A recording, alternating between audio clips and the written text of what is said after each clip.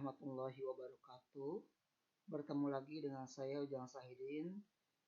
Untuk saat ini saya akan membahas tentang substansi perbedaan tipe sel.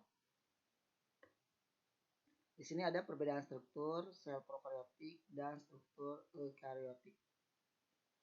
Perbedaan substansi sel prokariotik dan sel eukariotik ada dalam organisme multiseluler.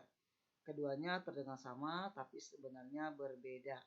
Di antaranya perbedaan itu adalah yang pertama adalah ukurannya, yang kedua keberadaan dinding sel, yang ketiga keberadaan inti sel, yang keempat jumlah kromosom, yang kelima keberadaan organel bermembran, yang keenam keberadaan ribosom, dan yang terakhir adalah reproduksi sel.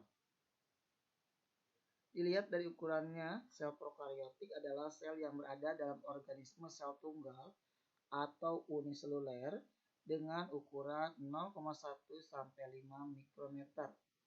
Sedangkan sel eukariotik adalah sel yang berada dalam organisme multiseluler dan berukuran 10 sampai 100 mikrometer. Keberadaan dinding sel. Sel prokariotik selalu memiliki dinding sel yang kaku dan terbuat dari peptidoglikan atau polisakarida. Sedangkan sel eukariotik tidak memiliki dinding sel, kecuali pada sel tumbuhan yang terbentuk dari polisakarida.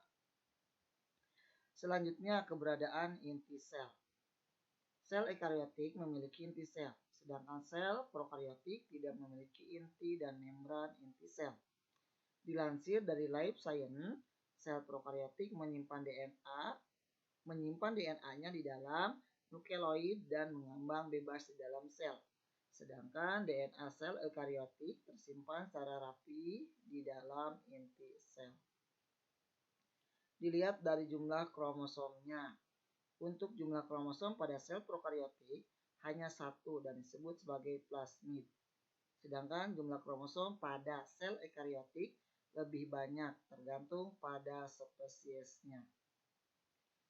Untuk keberadaan organel yang bermembran, di sini sel eukariotik memiliki organel yang terikat pada membran dan memiliki fungsi spesifik seperti mitokondria, badan Golgi, dan retikulum endoplasma.